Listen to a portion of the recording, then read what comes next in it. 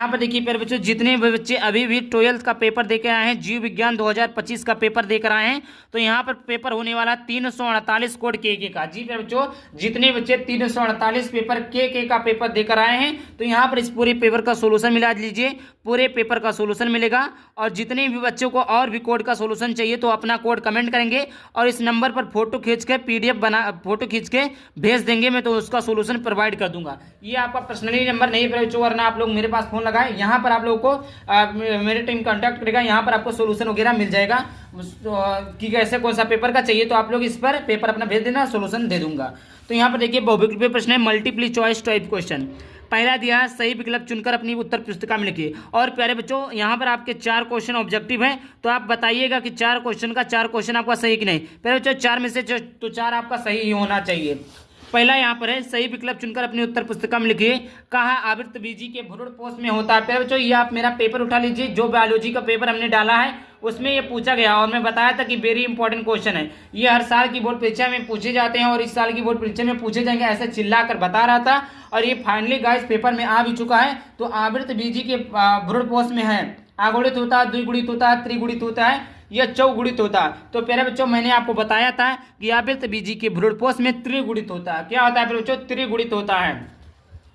खा नंबर का प्रश्न है कि मेंडल के एक संकर क्रॉस में मटर के लंबे और बौने पौधों के फिनोटाइप अनुपात होता है। तो एक संकर क्रॉस में प्यारे बच्चों उन्होंने क्या पाया था? 3:1 की 3 की 1:2 1:1 1:1 तो उन्होंने फिनोटाइप का जो अनुपात पाया था वो 3:1 पाया था, और उसमें जो पाया था उसमें दूसरा पाया था। ठीक, तो जो एक संकर क्रॉस था उसमें 3:1 पाया था। ये इसको हम मेंडल का प्रथम नियम यानी प्रभाविता का नियम भी कहते हैं। यहाँ पर इस प्रकार है प्यारे बच्चों।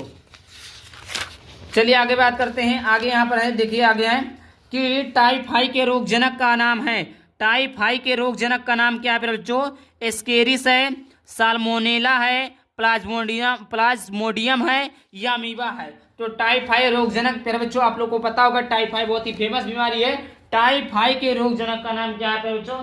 तो यहाँ पर देखिए, यहाँ पर आपका साल्मोनेला है, साल्मोनेला। ऑप्शन नंबर दूसरा इस करेक्ट हो जाएगा। प्यारे बच्चों, चिल्ला चिल्ला कर बता रहा हूँ आप लोगों को, जो भी क्वेश्चन सही, जितना भी क्वेश्चन सही है आप लोग कमेंट जरूर करिएगा। ठीक, घ नंबर का प्रश्न है, निम्नलिखित में से कौन सा लक्षण मरुस्थलीय पौधे का नहीं है। प्यारे बच्चों, निम्नलिखित में से कौन सा लक्षण मरुस्थलीय पौधे का नहीं है? तो यहाँ पर पहला दिया पत्ती की सतह पर मोटी त्वचा होती है। दूसरा दिया रंध्र गहरे गर्त में व्यवस्थित होते हैं। तीसरा दिया पत्तियों का कार्य तना करने लगता है।